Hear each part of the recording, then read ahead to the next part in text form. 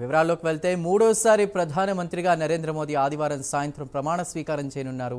ఈ కార్యక్రమ మహోత్సవానికి ఏర్పాట్లు పూర్తయ్యాయి. దాదాపు 8,000 మంది ప్రత్యేక అతిథులు హాజరయ్యే అవకాశం ఉండడంతో భారీ ఏర్పాట్లు చేశారు.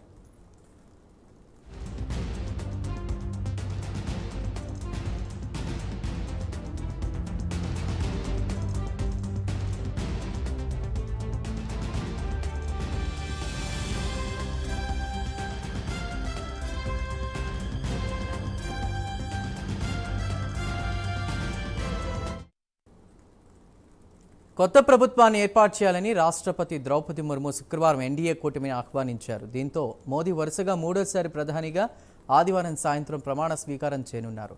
రాష్ట్రపతి భవన్లో ఆదివారం రాత్రి 7:15 ప్రధానితో పాటు ఇతర కేంద్ర మంత్రులతో రాష్ట్రపతి ప్రమాణ స్వీకారం చేయించనున్నారు.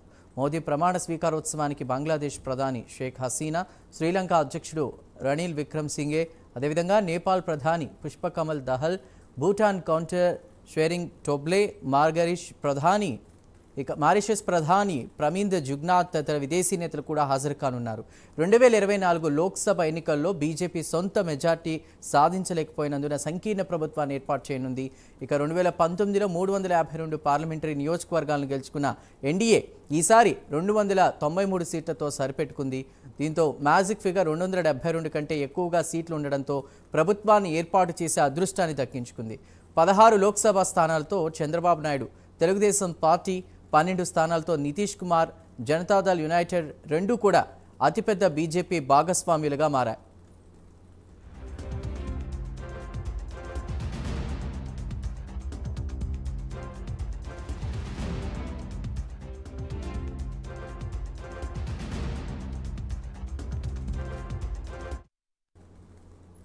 భారతదేశ ప్రజాస్వామ్యాన్ని ప్రపంచ దేశాలకు చాటేందుకు ప్రత్యేక శ్రద్ధ తీసుకున్నారు.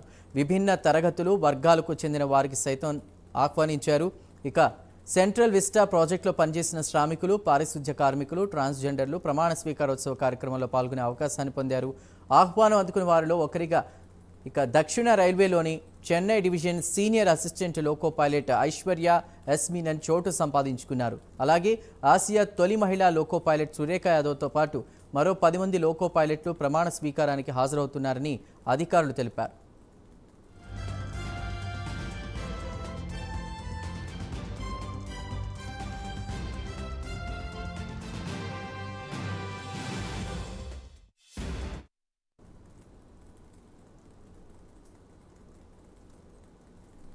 లోక్సభలో ప్రతిపక్ష నేతగా రాహుల్ గాంధీ ఉండాలని